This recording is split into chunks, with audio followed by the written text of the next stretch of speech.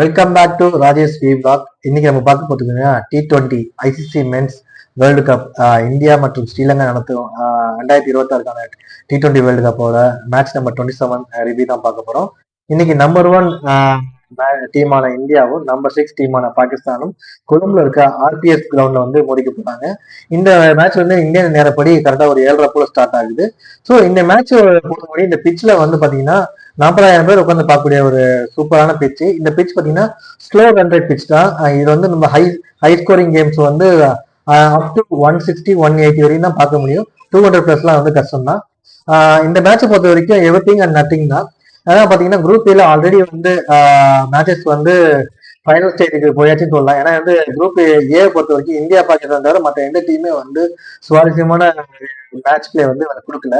So கண்டிப்பா வந்து India Pakistan தான் வந்து குரூப் ஏல செலக்ட் ஆக போகுது. இருந்தாலும் இந்த 2 நாட்டுக்குள்ள வந்து நீண்ட நாட்களா இருக்கக்கூடிய ஒரு பகை வந்து இந்த மேட்ச் வந்து ஸ்கோர்ஸ் வந்து இன்க்ரீஸ் பண்ண சொல்லலாம். ஏன்னா வந்து இந்தியா பாகிஸ்தானோட ஆஃப்டர் தட் ஸ்மால் ஸ்கோருக்கு அப்புறமேட்டு வந்து இந்த மேட்ச் நடக்க போகுது. லாஸ்ட் டைம் நடந்த மேட்ச்ல கூட வந்து பாத்தீங்கன்னா 2 டீமும் கை கொடுத்துக்கல.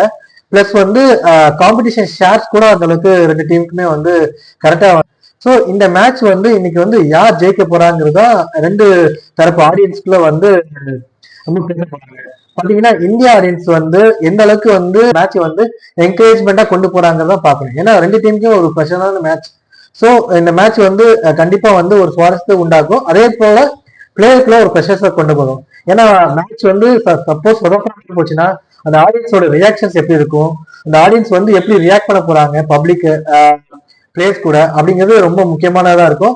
ஏன்னா இதுல வந்து நிறைய இழப்புகள் ஏற்படும் நான் வந்து ப்ரெடிக்ட் பண்றேன். ஏன்னா வந்து இந்தியானா உங்களுக்கு தெரியும், இந்தியாவில வந்து ப்ரொடக்ஷன்ஸ் இருக்கும், பாகிஸ்தான் பிளேயர்ஸ் வந்து அந்த அளவுக்கு லிமிட்டட் ரெஸ்ட்ரிக்ஷன்ஸ் இருக்கும். ஆனா வந்து கொழும்புல அப்படி கிடையாது, எல்லாருமே. ஸோ 2 டீமுக்குமே வந்து ஈக்குவல் சப்போர்ட் இருக்கும். பிளஸ் வந்து ப்ராப்ளம் வரதுக்கான நிறைய ஸ்டேட்மெண்ட்ஸ் அலைன்மெண்ட்டும் இருக்கு. மூணாவது பாத்தீங்கன்னா இந்தியாவோட மெக்கானிசம்ஸ் படி பாத்தீங்கன்னா நம்ம ஸ்ட்ராட்டஜிக்கா என்ன மூவ் பண்ண போறோம், ஸ்பின்னர்ஸ் தான் கொண்டு போறோம். எப்பவுமே ஸ்கை வந்து பாத்தீங்கன்னா ஸ்பின்னர்ஸ் வந்து ஒரு குரூசியலான மேட்ச்ல பாத்தீங்கன்னா ஸ்பின்னர்ஸ் நிறைய விட்டுருவாரு. அது பாத்தீங்கன்னா மீடியம் ஃபாஸ்ட் பாலர்ஸையும் மீடியம் பவுலர்ஸையும் வந்து கம்மி பண்ணிடுவாரு. கிட்டத்தட்ட ஒரு 3 ஸ்பின்னர்ஸ் போட்டாவே ஆல்ரெடி 12 ஓவர் முடிஞ்சிடும். ஸோ அந்த 12 வந்து அந்த எதிர் டீமை வந்து லாக் அவுட் பண்ணிடுவாங்க.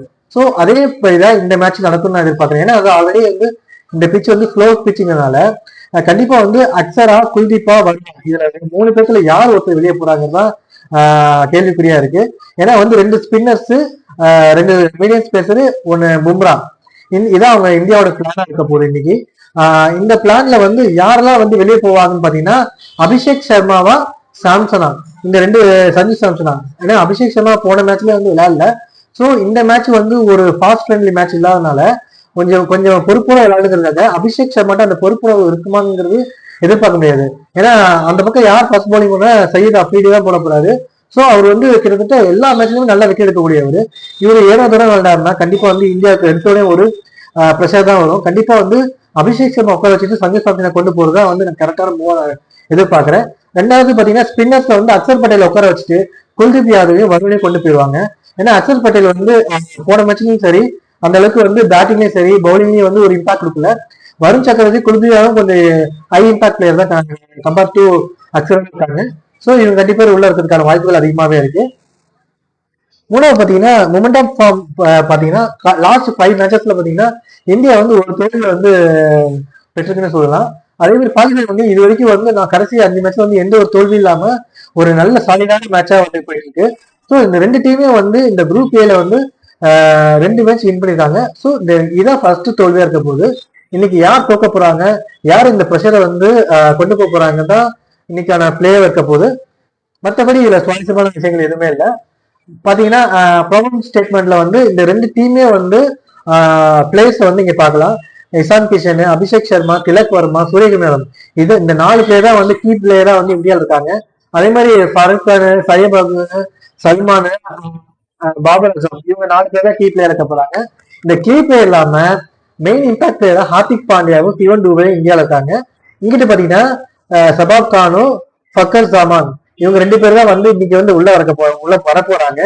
ஸோ இந்த 2 பிளேயர் வந்து ஏதாச்சும் ஒரு பிளேயர் வந்து மேட்சை வந்து நெக்ஸ்ட் மூவ்மெண்ட் கொண்டு போனா மட்டுமே இந்த மிடில் ஆர்டர் பவுலர்ஸை வந்து 2 டீம்லயே வந்து சமாளிக்க முடியும். இல்லைன்னா வந்து மேட்ச் வந்து ஒன் சைடா போறதுக்கான வாய்ப்புகள் அதிகமா இருக்கு. மற்றபடி உங்களுக்கு தெரியும் அக்ஷர் பட்டேல் போல குல்தீப் யாதவும் வருண் சக்கரவர்த்தியும் கொண்டு வரதுக்கான வாய்ப்புகள் இருக்கு. ரிங்கு சிங் எடுப்பாங்களாங்கிறது எடுக்க மாட்டாங்க நான் நம்புறேன். ஸோ நெக்ஸ்ட் பாத்தீங்கன்னா இங்கிட்டு பாத்தீங்கன்னா உஸ்மான் தாகிர் இவங்க வந்து நல்லா பவுலிங் போடுறாரு. கொஞ்சம் ஒரு ஸ்லோ ஸ்பின் பவுலரா இருக்காரு. இவரோட பவுலிங் வந்து இந்தியா எப்படி எதிர்கொள்ளுங்கிறதோ அதுவும் மிடில் ஆர்டர்ல இருக்க பேட்ஸ்மேன் திலக் வர்மா, சூரியகுமார் யாதவ், ஹார்திக் பாண்டியா பிளஸ் சிவம் துபே இந்த 4 பிளேயர்ல இது எந்த 2 கிட்ட இருந்து எடுக்க ட்ரை பண்றாங்க தான் இன்னைக்கு மேட்ச் லைன் அப்ல வந்து பார்க்க போறோம். மூணாவது பாத்தீங்கன்னா பிளாஷ் பாயிண்ட். இதுல வந்து பாத்தீங்கன்னா அன்ஸ்டாப்பபிள் ஃபோர்ஸா யார் இருக்கான்னு உங்களுக்கே தெரியும். நம்ம இந்தியா டீம்ல வந்து அபிஷேக் சர்மா தான் இருக்காரு. இவர் ஸ்ட்ரைக் ரேட் பண்ணி ஆல்மோஸ்ட் 200 இருக்கு. இது வந்து பாத்தீங்கன்னா இவரோட நல்ல ஒரு குட் திங் சொல்லலாம், அதே மாதிரி பாசிட்டிவ் சொல்லலாம், நெகட்டிவ் சொல்லலாம். ஏன்னா வந்து ஸ்ட்ரைக் ரேட் என்னவா இருந்தாலுமே அவர் எவ்வளவு பால் விடுறாரு, எவ்வளவு உள்ள இருக்கிறது பார்க்கணும், எந்த டீமுக்கு ஆப்போசிட்டா இருக்கிறது பார்க்கணும், எந்த அளவுக்கு ப்ரெஷர் கொள்ளலாம் பார்க்கலாம். ஏன்னா வந்து இது சாதாரண மேட்ச் கிடையாது. இது வந்து இந்தியா பாகிஸ்தான் மேட்ச் அப்படிங்கிறப்ப ஆடியன்ஸோட மைண்டையும் அவர் வந்து ரீட் பண்ணிருக்கணும். பிளஸ் வந்து இந்தியாவோட நல்ல பிளேயருங்கிறது அவர் இந்த இடத்துல சொல்ல வரணும். ஸோ இதுல வந்து ஏனாதாலும் வந்தாருன்னா கண்டிப்பா வந்து ஃபியூச்சர்ல வந்து இவர் வந்து இந்தியன் ஆடியன்ஸ் மத்தியில ஒரு பேட் இம்ப்ரெஷன் உருவாகும். ஸோ இவர் பொறுப்புணர்வும் இந்த மேட்ச் வந்து விளையாடணும்னு நான் எதிர்பார்க்கிறேன். ஏன்னா வந்து ஆப்போசிட்ல யாரு வந்து எதிர்கொள்ள போறாங்கன்னா நம்ம சைடு அப்ரிடி தான். இது வந்து கிட்டத்தட்ட எல்லா மேட்ச்லயும் விக்கெட் எடுக்கக்கூடிய ஒரு அற்புதமான பவுலர். இந்த பவுலர் பாத்தீங்கன்னா கிட்டத்தட்ட ஒரு 15 விக்கெட்ஸ் வந்து எல்லாமே ஃபர்ஸ்ட் ஓவர்ல எடுத்திருக்காரு. ஸோ இவரோட ஸ்டாட்டிஸ்டிக்ஸ் படி பாத்தீங்கன்னா நல்ல பவுலிங் போடுவாரு, அதே நேரத்துல ஓப்பனிங் பேட்ஸ்மேன் கழட்டிடுவாரு. ஸோ அதை வந்து எப்படி அபிஷேக் சர்மா டேக் ஓவர் பண்றாருங்கிறத பார்க்கலாம் இன்னைக்கு. நெக்ஸ்ட் பாத்தீங்கன்னா வந்து ஹார்திக் பாண்டியா வந்து எப்படி வந்து ஹேண்டில் பண்ண போறாங்க. இந்த ஹார்திக் பாண்டியா வந்து பாகிஸ்தான் டீமுக்கு எகேன்ஸ்டா வந்து எப்போதுமே விக்கெட் எடுக்கக்கூடிய ஒரு பவுலரு. பிளஸ் இவர்கிட்ட இருக்க ஒரே என்னன்னா ஆட்டிடியூட் வந்து கரெக்டா இவர் கொண்டு போனா அந்த மேட்சை சொதப்பிட்டு போயிடுவாரு. ஸோ இவரோட ஆட்டிடியூட்ஸ் எந்த அளவுக்கு வந்து கம்மி பண்ணிட்டு மேட்ச் வந்து ஃபோக்கஸ் பண்றாங்கன்னா இவரோட பேட்டிங்கும் தேவை, பவுலிங் தேவைங்கிறதுனால ரெண்டுமே நம்மளுக்கு இம்பார்ட்டன்ட். இவரோட ஸ்ட்ரைக் ரேட் பாத்தீங்கன்னா கிட்டத்தட்ட 11 ஸ்கோர் ஃபார் ஓவர் இருக்கு. அதே மாதிரி நம்ம இவர் வந்து பவுலிங்ல வந்துட்டு ஸ்ட்ரைக் ரேட் 100% வந்து இம்பாக்ட் கொடுக்கக்கூடிய ஒரு எல்லா மேட்சும் விக்கெட் எடுக்கக்கூடிய ஒரு.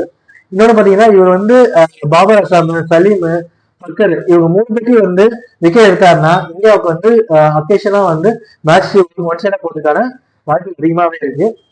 அடுத்தது பாத்தீங்கன்னா கீ பேட்டில் த சேலஞ்சர் பிட்வீன் பும்ரா மற்றும் ஃபக்கர். இது வந்து பாத்தீங்கன்னா ஃபர்கான் வந்து பாத்தீங்கன்னா நல்ல ஒரு ஸ்ட்ரைக் ரேட் கொண்டு இருக்காரு.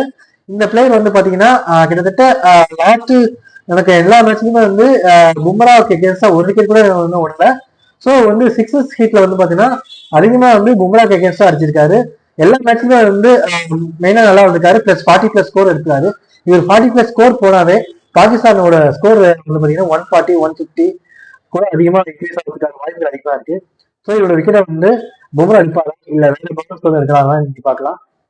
நெக்ஸ்ட் ரெசிஸ்டன்சி டாக்டிக்கல் ப்ரொஃபைல் பாத்தீங்கன்னா நம்ம பாபர் அசாம் வந்து எப்போதும் வந்து இந்தியா எகென்ஸ்டா விளாடுறப்ப ஒரு நிறைய ஒரு ஸ்டாட்டிஸ்டிக்கல் மூவ் கொண்டு வருவாரு. ஏன்னா வந்து எதிர்பார்க்க திருப்பு முனைகளை கொடுப்பாரு, நிறைய பவுலர்ஸ் வந்து ட்விஸ்ட் பண்ணுவாரு, நிறைய வந்து பாத்தீங்கன்னா அவங்க லாஸ்டே வந்து பாத்தீங்கன்னா லாஸ்ட் சேஞ்ச் பண்ணுவாங்க. ஸோ வந்து இதெல்லாம் எதுக்காக பண்றாங்கன்னா இந்தியாவுக்கு அகேன்ஸ்டா வின் பண்ணுங்கிற அந்த மோட்டிவேஷனோட பண்றாங்க. ஏன்னா வந்து கிட்டத்தட்ட ஒரு 7 மேட்ச்ல வந்து 8 மேட்ச்ல வந்து ஒரு மேட்ச் மட்டும் தான் இந்தியாவுக்கு அகேன்ஸ்டா ஜெயிச்சிருக்காங்க. ஸோ இது அவங்களுக்கு வந்து ப்ரெஷர் தான். பட் இருந்தாலுமே இந்தியாவுக்கு தான் அதிகம் ப்ரெஷர். ஏன்னா வந்து தொடர்ந்து நம்ம ஜெயிக்கணும், பாகிஸ்தானை பேச விடக்கூடாதுங்கிற ஒரே காரணத்துக்காக இந்தியாவுக்கு அதிகமான ப்ரெஷர் இருக்கு. ஏன்னா வந்து அவங்க டீம்ல எல்லாருமே வந்து ஆல்மோஸ்ட் ஒரு மிட் சீனியர் லெவல்ல எல்லா பிளேயருமே இருக்காங்க. இந்தியாவில் அப்படி கிடையாது. பும்ரா, குல்தீப் யாதவ், ஹார்திக் பாண்டியா, சூரியகுமார் இதை தவிர மற்ற எல்லா பிளேயருமே வந்து அந்த அளவுக்கு சீனியர் எக்ஸ்பீரியன்ஸ் இல்லை. நம்மளுக்கு வந்து கோலியும் சரி ரோஹித் சர்மாவும் இந்த டீம்ல இல்லாதனால இது வந்து நமக்கு அனுபவம் இல்லாத ஒரு டீம்னு சொல்லலாம். ஸ்ட்ரைக் ரேட் ஆல்ரெடி பேசியாச்சு. ஸ்ட்ரைக் ரேட்டு நம்ம பார்க்கும்போது வந்து கண்டிஷன்ஸ் ப்ரெடிக்ஷன்ஸ். இந்த கண்டிஷன்ஸ் பத்தி கொழும்புல பாத்தீங்கன்னா இது வந்து ஒரு வந்து ட்ரை பிச்சுன்னு சொல்லலாம். இது வந்து ஜிம்பாப்வே ஆஸ்திரேலியா மேட்ச் ஒரு மார்னிங் செஷன்ல இருந்ததுனால அதுல நீங்க பாத்தீங்கன்னா வந்து மிகப்பெரிய ஜாம்பவுன் டீமான ஆஸ்திரேலியா வந்து தோல்வி தராங்க. ஸோ ப்ரெடிக்டபிள் பாத்தீங்கன்னா இன்னைக்கு மழை வரதுக்கான வாய்ப்புகள் இருக்கு. ஸோ யார் வந்து ஃபர்ஸ்ட் பண்ணி இருக்கிறாங்களோ அவங்க வந்து நல்ல சாலிட் ஃபோர்ஸ் ஆஃப் பவுலிங் வந்து செகண்ட் இம்பாக்ட்ல கொடுத்தாங்கன்னா கண்டிப்பா ஜெயிக்கிறதுக்கான வாய்ப்புகள் இருக்கு. ஏன்னா செகண்ட் வந்து இன்னிங்ஸ்ல வந்து மழை வரதுக்கான வாய்ப்புகள் அதிகமாகவே இருக்கு. விண்டு கண்டிஷன் பார்த்தீங்கன்னா 19 km/h வந்து காத்து வீசும். பிளஸ் வந்து பாத்தீங்கன்னா மழை வர்றதுக்கான சில அறிகுறி அதிகமாவே இருக்கு. ஸோ இன்னைக்கு வந்து இந்த மேட்ச் வந்து இந்தியாவுக்கு வந்து பாசிபிலிட்டான்னு கேட்கறப்ப நான் இல்லைன்னு சொல்லுவேன். ஏன்னா வந்து இந்தியா வந்து ஃப்ரைடே தான் வந்து ஸ்ரீலங்காவுக்கு போயிருக்காங்க. ஸோ அவங்களுக்கு வந்து ஒரே நாள் தான் செஷன் தான் கிடைச்சிருக்கு இந்த கிரௌண்ட் விளையாடுறதுக்கு. பட் பாகிஸ்தான் அப்படி கிடையாது. பாகிஸ்தான் அங்கேயே தான் எல்லா சீரீஸும் கண்டினியூ பண்ண போறாங்க. இந்தியாவுக்கு வரப்போறது இல்லை, அது உங்களுக்கே தெரியும். ஸோ அதனால வந்து பாகிஸ்தானுக்கு இது ஆல்மோஸ்ட் ஒரு ஒன் வரப்போற எல்லா மேட்சுமே வந்து ஒரு ஹோம் கிரவுண்ட் மாதிரி தான். அவங்க ஜெயிச்சால் பாத்தீங்கன்னா எல்லா கிரவுண்டும் எல்லா மேட்சுமே வந்து நல்ல ஒரு மேட்ச் பிளே வந்து அவங்க கொடுப்பாங்க. பிளஸ் வந்து பாத்தீங்கன்னா உங்களுக்கு பாகிஸ்தானோட ஸ்பின்ஸ் கண்டிஷன்ஸ்க்கு இது கொஞ்சம் அடாப்டா இருக்கு. ஏன்னா அந்த நம்ம வந்து எஸ்எஸ்டி கிரவுண்ட்ல பாத்தீங்கன்னா லாஸ்ட் 2 மேட்சம் வந்து ஸ்பின்னர்ஸ் வந்து நல்லாவே இருக்காங்க. ஸோ வந்து இந்த கிரவுண்ட் ஆப்ஷன் வந்து அவங்களுக்கு பாகிஸ்தான் ஃபேவராகவே இருக்கு. ஸோ நம்ம இதை எப்படி எதிர்கொள்ள போறது தான் இன்னைக்கு வந்து மேட்ச்ல தெரிய போகுது. சூரியகுமார் எந்த அளவுக்கு வந்து தன்னோட டீம் வந்து ஒரு ஹை ஸ்கோப்ல ஒரு சைக்காலஜிக்கல் மூவ் பண்ணி இந்த இந்த மேட்சை வந்து வின் பண்ண வைக்க போறாங்கிறதா அவங்களோட கேப்டன்சி எபிலிட்டி நம்ம பார்க்க போறோம். பிளஸ் வந்து பாகிஸ்தானை பொறுத்த வரைக்கும் இழக்க போறதுக்கு எதுவுமே இல்லை. ஆனா வந்து ஜெயிக்கிறதுக்கான வாய்ப்புகளை வந்து அவங்க நிறைய ஒர்க் அவுட் பண்ணியிருக்காங்க. ஸோ இது வந்து பாத்தீங்கன்னா அவங்க வந்து லாஸ்ட் 5 மேட்சஸோட ஸ்கோர் பார்த்தா தெரியும். 5 மேட்சுமே நல்லா வின் பண்ணியிருக்காங்க. ஸோ அவங்களுக்கு வந்து ஒரு பாசிட்டிவ் மூவோட தான் வராங்க. பிளஸ் இந்த மேட்ச் வந்து ஹோப்போட அவங்க ரிலீஃபா வந்து விளையாடுவாங்க, பிலீவ் பண்ணுவாங்க. ஏன்னா வந்து அவங்க ஆடியன்ஸ் சப்போர்ட் நிறையவே இருக்கும். இந்தியாவை கம்பேர் பண்றப்ப கொழும்புல வந்து ஆடியன்ஸ் சப்போர்ட் நிறையவே இருக்கும். ஸோ அவங்க வின் பண்றதுக்கான பாசிபிலிட்டிஸ் 50-50 அதிகமாக தான் இருக்குன்னு சொல்லலாம். பார்க்கலாம். இந்த 2 பேருமே இன்னைக்கு என்ன பேசிக்காங்கன்னா இந்த 2 டீமுமே வந்துட்டு இது எங்களுக்கு கிடைச்ச பிளாட்ஃபார்ம்னா இந்தியா பாகிஸ்தான் மேட்ச் வந்து ஒரு பரம்பரை பகை தான். இந்த பரம்பரை பகையில வந்துட்டு நாங்க வந்து வின் பண்றதா எங்களோட அக்கேஷன் சொல்லிட்டு சூரியகுமார் யாதவும் இது வந்து because of your best here that does not means you will win.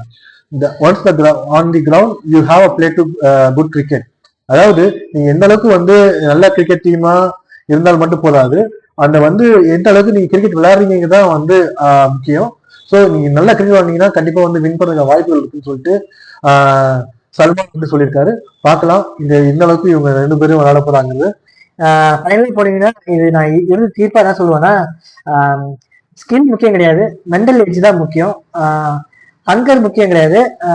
எந்த அளவுக்கு வந்து நியர்லி டு வின் கோவம் வந்து அந்த மேட்சை க்ளோஸ் பண்ணி கொண்டு போறது தான் ரொம்ப முக்கியம். 2 டீமுக்கும் வந்து கிளாசிக் மேட்சா இருக்க போது மறக்காம இந்த மேட்சை வந்து பாருங்க. ஏன்னா வந்து இந்த மேட்ச் வந்து ரெகுலரா எனக்கு India Australia, India New Zealand, south Africa match பண்ணிக்கிறது. இது ஒரு இந்தியா பாகிஸ்தான் இந்த மேட்ச் விட்டோம்னா நெக்ஸ்ட் மேட்ச் எப்போ வரும் சொல்ல முடியாது. ஸோ மறக்காம இந்த மேட்ச் நல்லா பாருங்க, என்ஜாய் பண்ணுங்க. 2 டீமே வந்து நல்லா விளையாடணும்னு எதிர்பார்க்குறேன். மீண்டும் ஒரு நல்ல கிரிக்கெட் ப்ரிவியூவோட நம்ம வந்து சந்திக்கலாம். இந்த ப்ரிவியூ உங்களுக்கு பிடிச்சிருந்துச்சுன்னா என்னோட சேனலை சப்ஸ்கிரைப் பண்ணுங்க. நன்றி, வணக்கம்.